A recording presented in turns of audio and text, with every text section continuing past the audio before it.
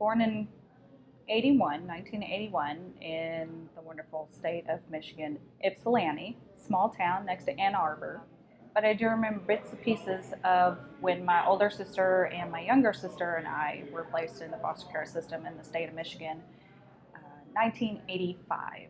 I don't know the true details of it, being as I was 4.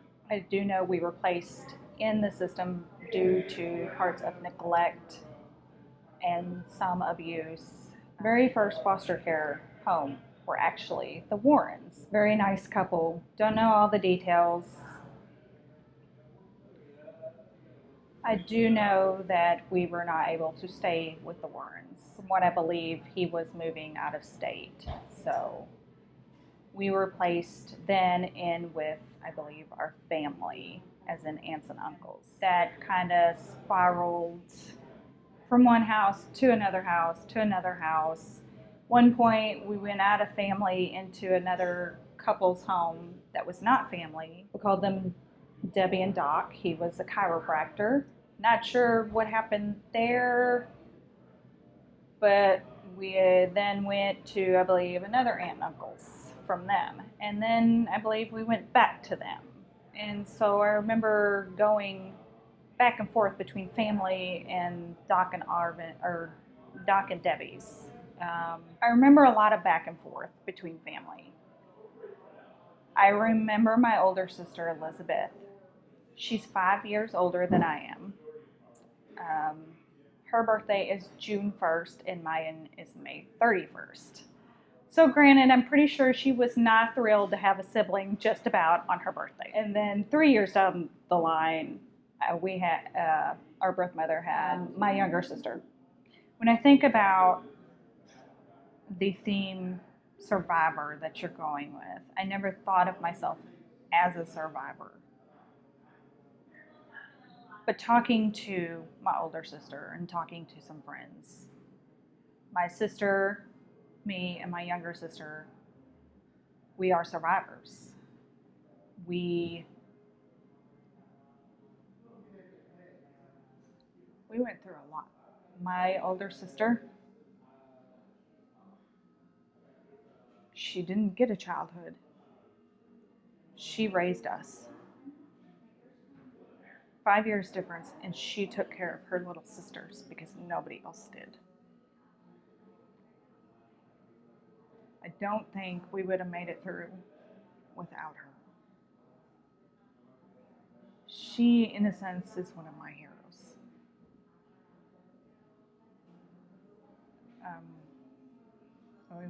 We went through, it was verbal abuse, it was physical abuse, it was mental abuse. I mean, you name it, we probably went through it.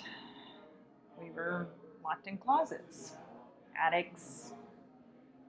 I had bleach in my eyes at one point. I couldn't see for a while. The other big influence I remember in my young childhood is my grandmother. We were with her quite a bit. And I don't remember exactly. It was either if somebody didn't want to take care of us, they left us with Elizabeth, my older sister, or I remember they left us with grandma. So we were placed in the foster care system, I believe, from 1985, and then in 1991, my younger sister and I were adopted. But the couple that adopted my younger sister and I were actually our very first foster homes, the Warrens. So, from what I've been told, they had moved, and of course, we weren't legally allowed to go with them. So that, caused all the moving from house to house, this and that, aunts and uncles, Doc and Debbie's. And I don't know what happened to cause the adoption in a sense. I have been told that our birth mother's rights had been terminated. I've been told she gave them up. I don't know what happened, what the truth is. I may never know. But They were, I think, offered the chance to take us, and they did. So before the official adoption, we had to spend a year with them before it was official. So that would be 1990. We went to live with them in Wisconsin from Michigan. Our older sister didn't go with us. I don't know. I think at the time she was with Doc and Debbie, and they, I believe, planned to adopt her. So we then spent a year with the Warrens. I remember a bunch of emotions at that time: scared, nervous, excited, happy. I remember thinking, wow, I have my own bed in my own bedroom. I don't have to share. I don't have to sleep with my sisters. That year, a lot happened. You know, we had interviews. I remember the caseworkers coming to talk to us all.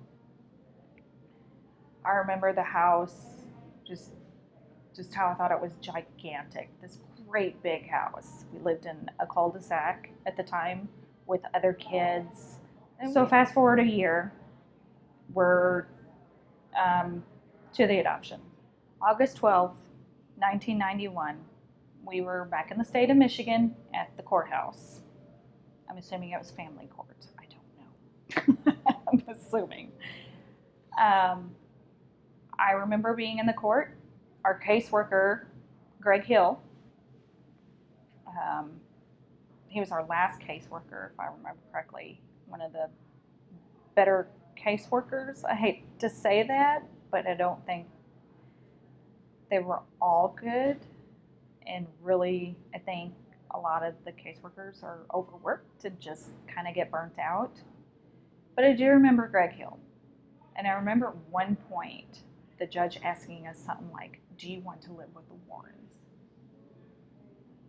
I remember thinking, well, yeah, duh, I get my own room.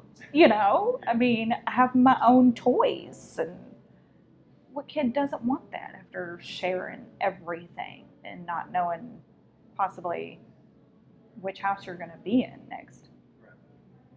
In my mind, that's what I wanted, a family.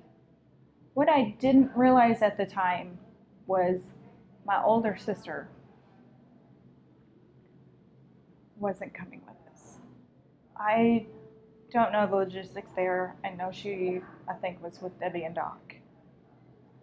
I do believe that she was never officially adopted, though, which breaks my heart. I know Mom and Dad love her to death, and I believe they consider her a daughter. But that day is forever etched, and we took a picture. I have that picture to this day. I carry it around in my daily planner. As they call it nowadays, that's your forever home, your gotcha day. That's my gotcha day. Was it easy after then? No, it wasn't. Was it better?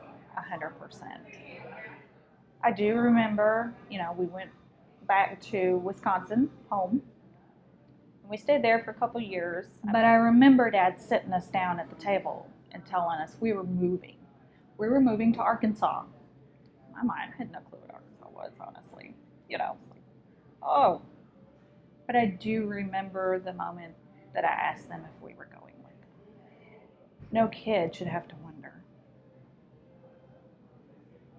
are they going to be left behind? I feel like there needs to be more input from the children.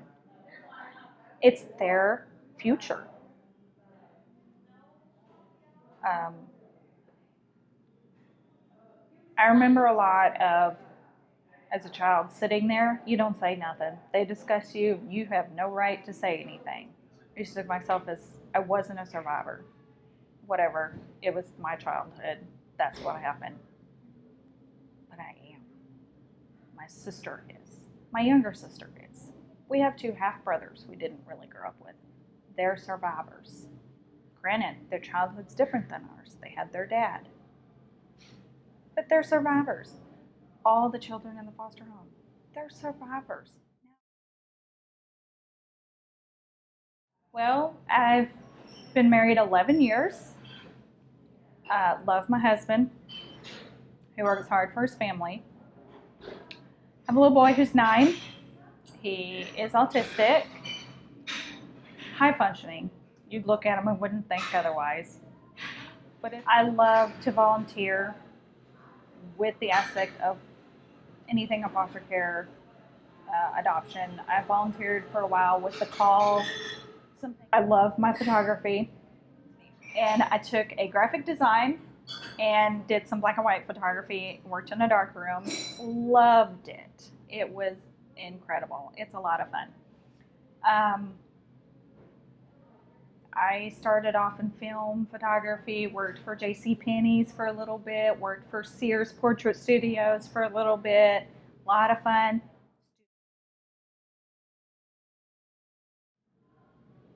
Advice and encouragement, that's tough. Every child's situation, every person's situation is different. Um, don't lose hope. You're going to be discouraged. You're going to be depressed at days. It's going to be hard. And people are going to be cruel. They're going to say, get over it. Whatever, there's another day. And they're right. There's another day tomorrow. And you have a right to feel discouraged at times. But don't lose hope. Don't give up. You have every right to sit down and cry in the corner and feel sorry for yourself every once in a while. It's okay. What you're going through is not easy. People that haven't been through it don't know. They can try and be encouraging and say what they think is right. But unless you've walked in that person's shoe, they just don't know. So to all the foster kids out there, to all the teenagers, don't lose hope. Don't give up. It's going to be hard. It'll be discouraging at times. I'm not going to lie to you. It's going to be crap at times. You're going to want to give up. You're human. That's all there is. Don't lose hope. Don't be afraid to speak up. If there's something wrong, if somebody's mistreating you, don't stay quiet. Speak up. It's your life, your future. Contrary to whatever somebody says to you, you have the right to be treated with kindness, respectfulness, and especially love. Don't let it happen. Don't let it keep happening. Speak up. Speak your voice. You need to be your own advocate at times.